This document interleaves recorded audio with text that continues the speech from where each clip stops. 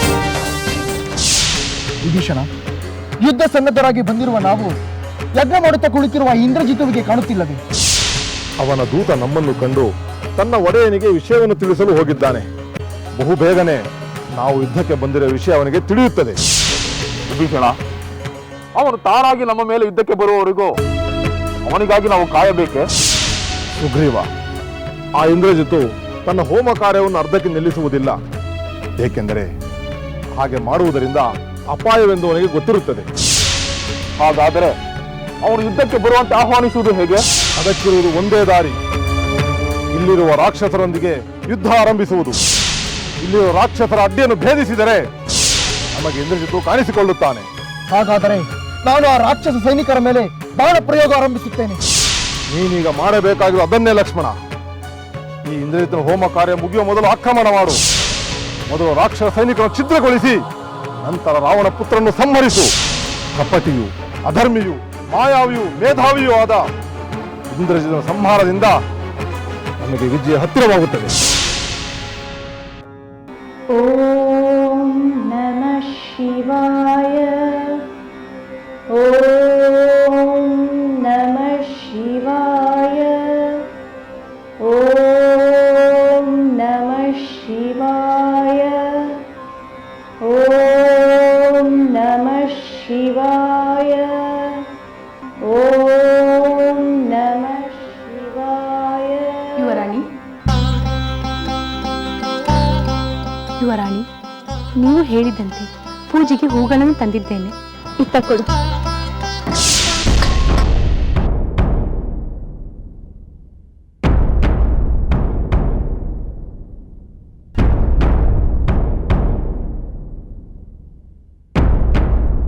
ಅಯ್ಯೋ, ಅಪಶಕುನವಾಯಿತಲ್ಲ.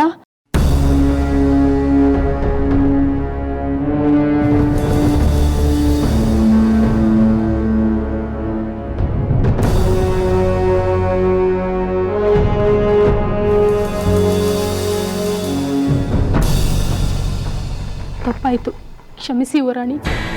ಹೆದರಬೇಡ, ನಿನ್ನಿಂದ ತಪ್ಪಾಗಲಿಲ್ಲ. ನಾನೇ ತೆಗೆದುಕೊಳ್ಳುವಾಗ ಜಾಗ್ರತೆ ವಹಿಸಲಿಲ್ಲ. ಹಿಂದೆಂದೂ ಹೀಗಾಗಿರಲಿಲ್ಲ. ಹಿಂದೇಕೆ ಹೀಗಾಯಿತು? ಏನು ಕಾದಿದೆಯೋ ಎಂದು ಭಯವಾಗುತ್ತಿದೆ. ಭಯವೇಕೆ ಯುವರಾಣಿ?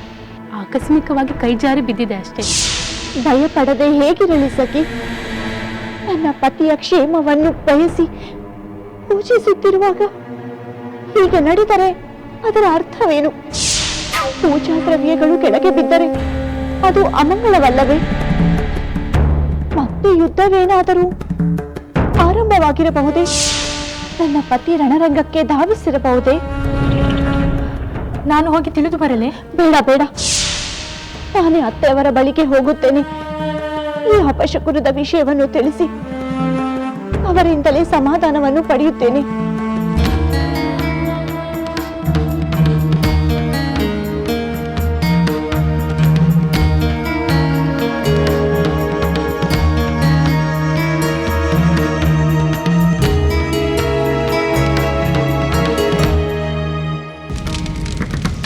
ಮಹಾಪ್ರಭು, ಮಹಾಪ್ರಭು, ಮಹಾಪ್ರಭು, ದಯವಿಟ್ಟು ಕ್ಷಮಿಸಿ ಮಹಾಪ್ರಭು. ನಾನೀಗ ನಿಮ್ಮ ಗಮನವನ್ನು ಸೆಳೆಯಲೇಬೇಕಾಗಿದೆ. ನಿಮಗೊಂದು ವಿಷಯವನ್ನು ಹೇಳಲೇಬೇಕಾಗಿದೆ. ದಯಮಾಡಿ ತಾವು ಅನುಮತಿ ನೀಡಿದರೆ ವಿಷಯವೇನೆಂದು ಹೇಳುತ್ತೇನೆ.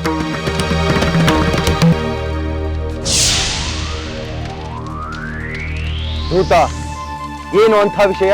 ನಮಗೀಗ ಘೋರ ವಿಪತ್ತು ಎದುರಾಗಿದೆ ಪ್ರಭು.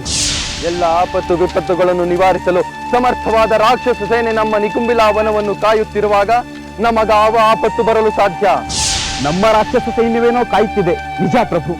ಆದರೆ ನಮ್ಮ ರಾಕ್ಷಸ ಸೈನ್ಯವನ್ನು ಮೀರಿದಂಥ ವಾನರ ಸೈನ್ಯದೊಂದಿಗೆ ಲಕ್ಷ್ಮಣ, ಸುಗ್ರೀವ, ಹನುಮಂತಾದಿಗಳು ಇಲ್ಲಿಗೆ ಬಂದಿದ್ದಾರೆ ಪ್ರಭು. ಬರಲಿ. ಅವರೊಂದಿಗೆ ರಾಮನು ಬಂದಿರುವನೇ? ಇಲ್ಲ ಪ್ರಭು, ಆ ರಾಮ ಬಂದಿಲ್ಲ.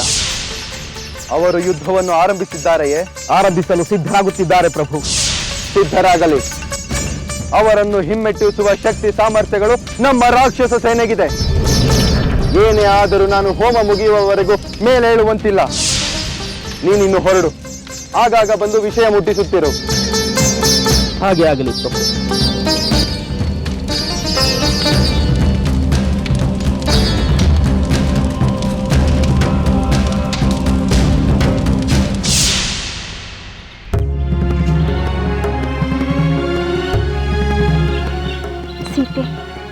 ಇಷ್ಟು ಕಾಲ ಕಾತರದಿಂದ ಕಾಯುತ್ತಿದ್ದ ಯುದ್ಧ ಆರಂಭವಾಗುತ್ತಿದೆ.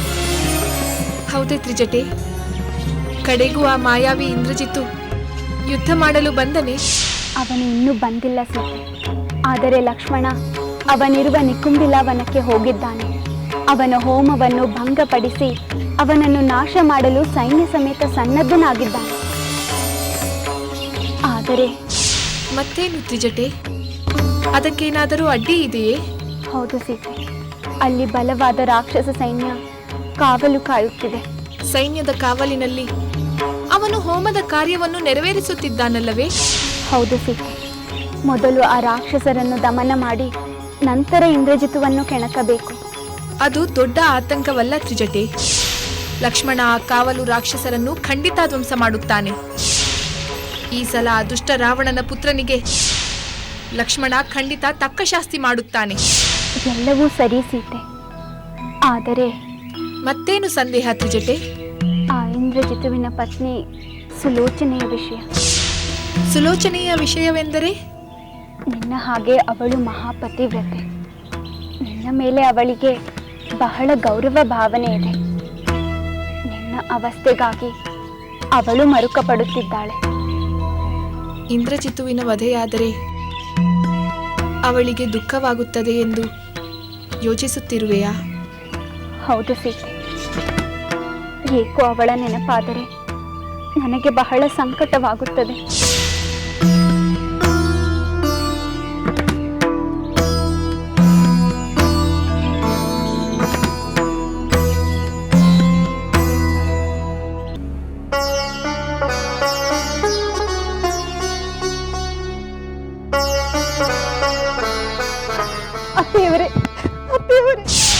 ಹೇಳು ಸುಲೋಚನ, ಏಕೆ ಆತಂಕದಿಂದ ಓಡಿ ಬಂದೆ? ಏಕೆ ಈ ಆಳು? ಏನಾಯ್ತು? ಅತ್ತೇವರೇ, ಇಂದು ನಾನು ಪೂಜೆ ಮಾಡುವಾಗ ಮಂಗಳ ದ್ರವ್ಯಗಳು ಕೈ ಜಾರಿ ನೆಲಕ್ಕೆ ಬಿದ್ದು ಬಿಟ್ಟವು. ಅಷ್ಟಕ್ಕೆ ಇಷ್ಟು ಆತಂಕವೇ? ಪತಿಯ ಕ್ಷೇಮಕ್ಕಾಗಿ ಪೂಜೆ ಮಾಡುತ್ತಿರುವಾಗ ಹೀಗಾದರೆ ಭಯವಾಗುವುದಿಲ್ಲವೇ? ಹೌದು ಸುಲೋಚನ, ಸಂದರ್ಭ ಆಗಿದೆ. ಆಕಸ್ಮಿಕವಾಗಿ ನಡೆಯುವ ಘಟನೆಗಳು ಆಪತ್ತನ್ನು ಸೂಚಿಸಿ ಭಯ ಹುಟ್ಟಿಸುತ್ತವೆ. ಖಂಡಿತ ನನಗೆ ಬಹಳ ಭಯವಾಗುತ್ತಿದೆ ಅತ್ತೆಯವರೇ.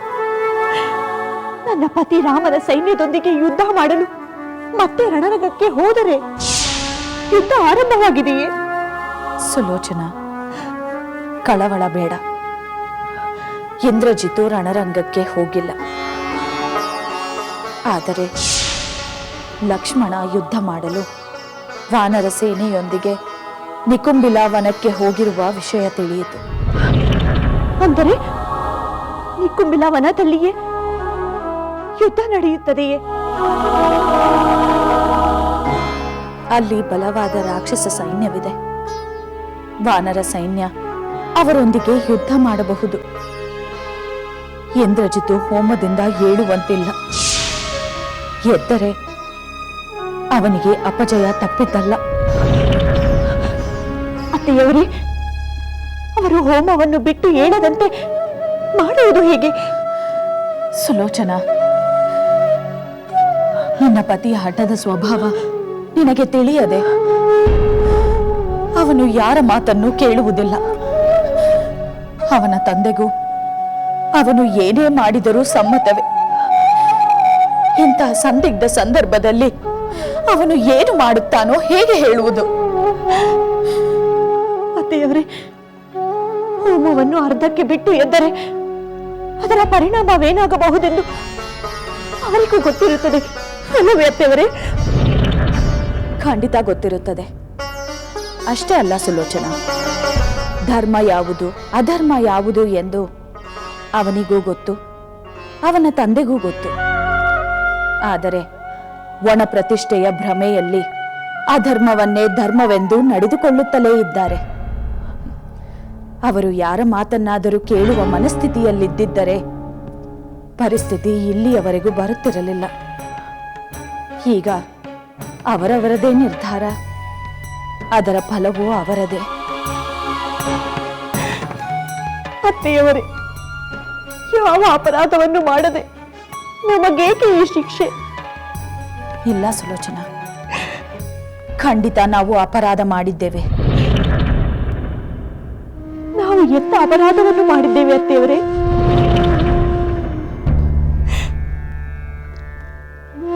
ನಾವು ಅವರ ಪತ್ನಿಯರಾಗಿದ್ದೇವಲ್ಲ, ಅದು ಅಪರಾಧವಲ್ಲವೇ? ಪತ್ನಿಯಾದ ಅಪರಾಧವನ್ನು ಮಾಡಿದ ಮೇಲೆ ಪತಿಯನ್ನು ಉಳಿಸಿಕೊಳ್ಳುವ ಅಪರಾಧವನ್ನು ಮಾಡಲೇಬೇಕು. ಅತ್ತೆಯವರೇ, ನಾನು ಈಗಲೇ ನಿಕುಂಬಿಲಾವನಕ್ಕೆ ಹೋಗಿ ಅವರು ಹೋಮ ಕಾರ್ಯಗಳು ಮುಗಿಸದೆ ಏಳದಂತೆ ತಡೆಯಲೇ? ಅದು ನಿನ್ನಿಂದ ಆಗದು ಸುಲೋಚನಾ. ವ್ರತ ಏಕೆ ಅಂಥ ಪ್ರಯತ್ನ? ಈಗ ನಾನು ನೀನು ದಯಾಮಯನಾದ ಆ ಪರಶಿವನಲ್ಲಿ ಮೊರೆ ಹೋಗಬೇಕು. ಅಷ್ಟೇ ನಮ್ಮಿಂದಾಗುವುದು.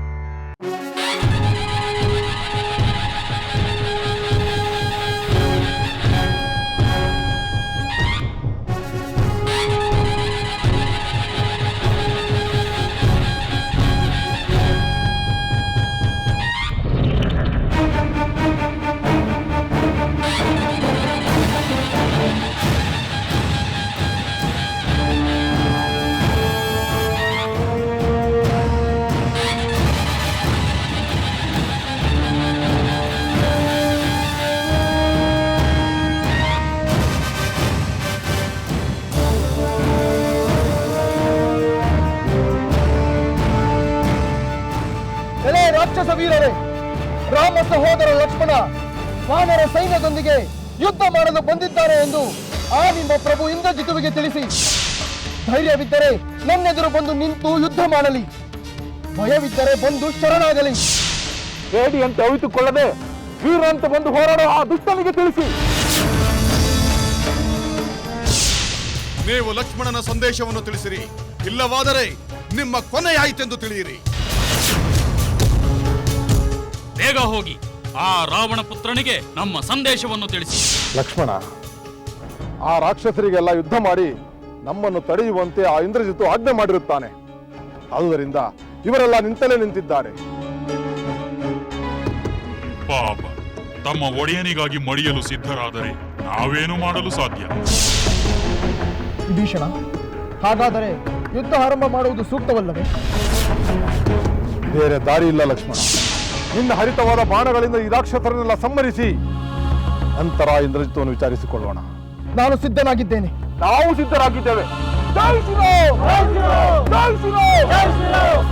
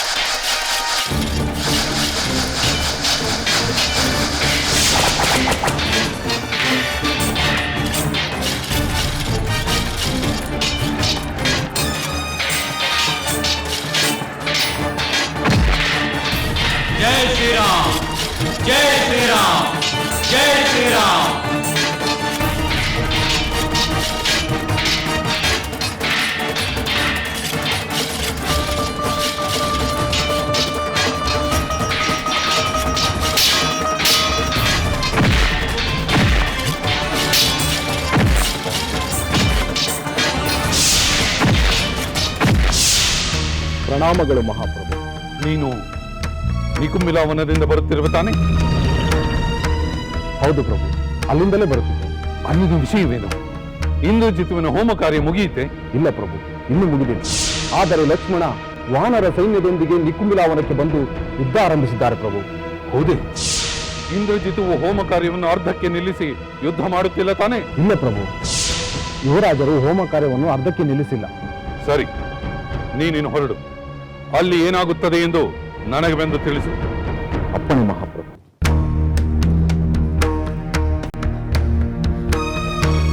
ಪ್ರಭು, ನಮ್ಮ ಪುತ್ರ ಇಂದ್ರಜಿತು ಇರುವ ಕಡೆಗೆ ಲಕ್ಷ್ಮಣ ಹೋಗಿ ಯುದ್ಧ ಮಾಡುತ್ತಿರುವನೆಂದರೆ ಅದು ಅಪಾಯಕಾರಿ ಅಲ್ಲವೇ? ಅಂದರೆ ಏನು ನಿನ್ನ ಮಾತಿನ ಅರ್ಥ? ನಮ್ಮ ಪುತ್ರನಿಗೆ ಅಪಾಯವಾಗುವುದೆಂದು ಶತ್ರುಗಳಿಗೆ ಯುದ್ಧ ಮಾಡಬೇಡಿ ಎಂದು ಹೇಳಲಾಗುತ್ತದೆಯೇ? ಅವರು ಎಲ್ಲಿ ಬೇಕಾದರೂ ಯುದ್ಧ ಮಾಡುತ್ತಾರೆ, ಹೇಗೆ ಬೇಕಾದರೂ ಯುದ್ಧ ಮಾಡುತ್ತಾರೆ. ನಾವು ಅಷ್ಟೇ.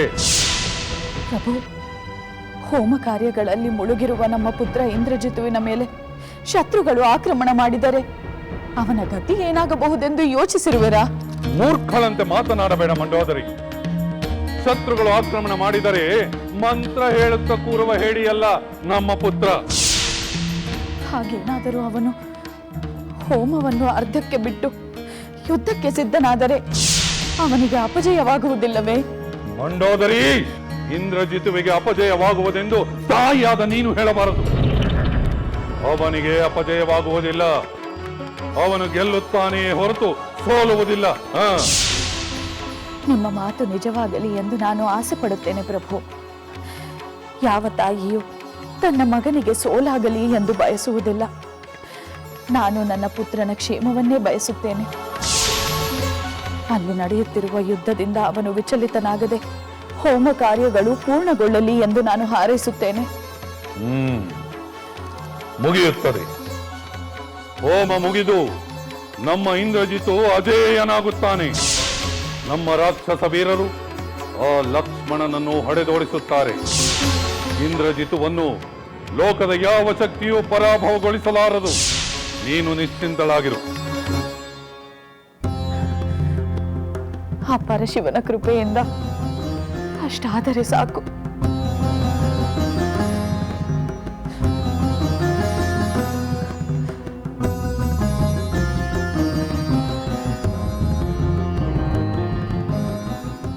ಮಂಡೋದರಿಯ ಪ್ರಶ್ನೆಗೇನೋ ಉತ್ತರ ಕೊಟ್ಟು ಕಳಿಸಿದ್ದಾಯಿ. ಆದರೆ ನಿಕುಂಬಿಲಾ ವನದಲ್ಲಿ ಏನಾಗುವುದೋ ಎಂಬ ಪ್ರಶ್ನೆ ನನ್ನನ್ನು ಬಾಧಿಸುತ್ತಿದೆ.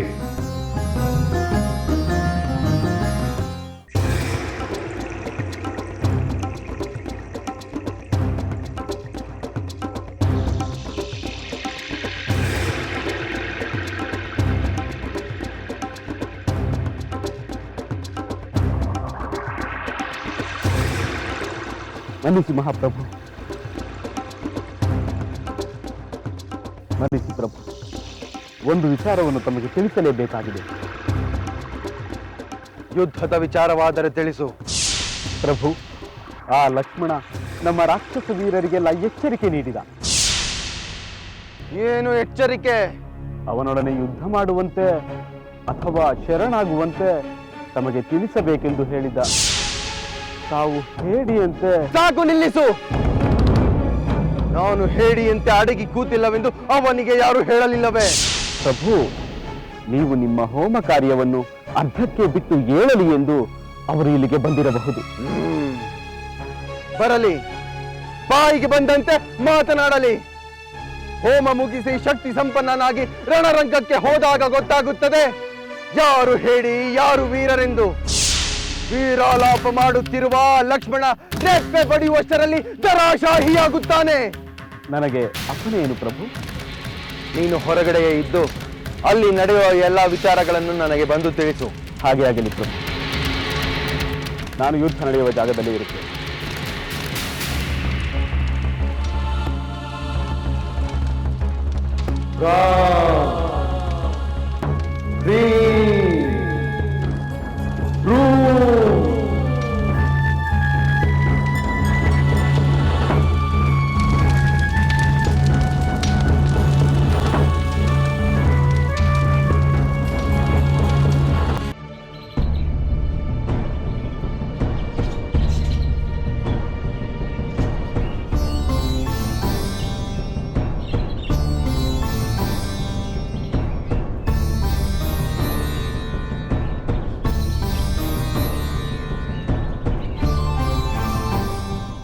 ವಂದನೆಗಳು ರಾಮಚಂದ್ರ ಪ್ರಭು.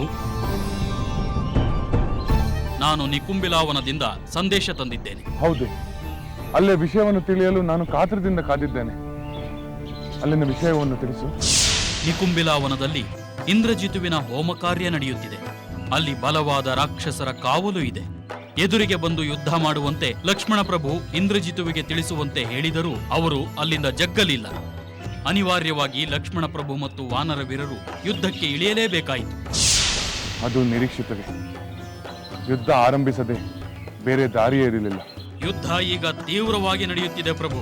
ನಮ್ಮ ವಾನರ ವೀರರು ವೀರಾವೇಶದಿಂದ ಹೋರಾಡುತ್ತಿದ್ದಾರೆ. ಆಗಲಿ, ನೀನು ಅಲ್ಲಿಗೆ ಹಿಂದಿರುಗು.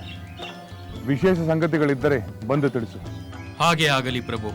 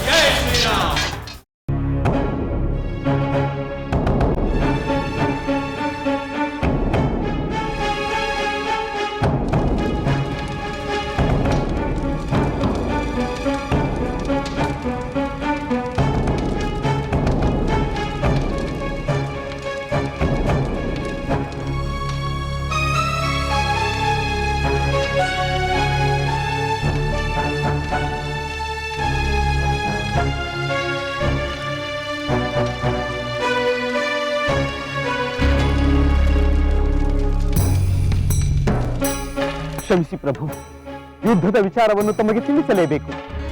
ಹಾಗಾಗಿ ತಮ್ಮ ಗಮನವನ್ನು ಸೆಳೆಯಲೇಬೇಕು.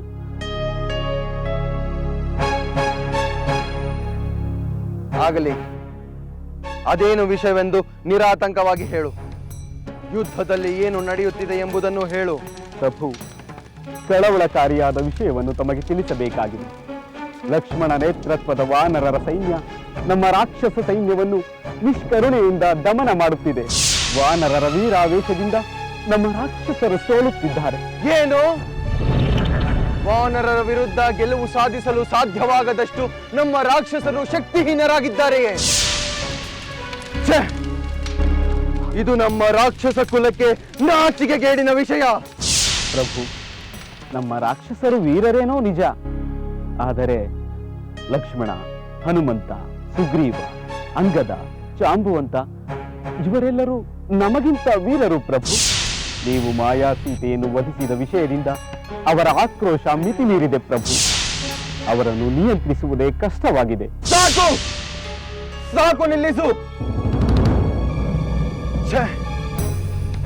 ನಾನು ರಣರಂಗದಲ್ಲಿದ್ದಿದ್ದರೆ ಇಂಥ ನಾಚಿಕೆಗೇಡಿನ ಪರಿಸ್ಥಿತಿ ಉಂಟಾಗುತ್ತಿರಲಿಲ್ಲ. ಈಗ ನಾನು ಏನು ಮಾಡಲಿ? ಹೋಮವನ್ನು ಅರ್ಧಕ್ಕೆ ನಿಲ್ಲಿಸಿ ನಾನು ಏಳುವಂತಿಲ್ಲ.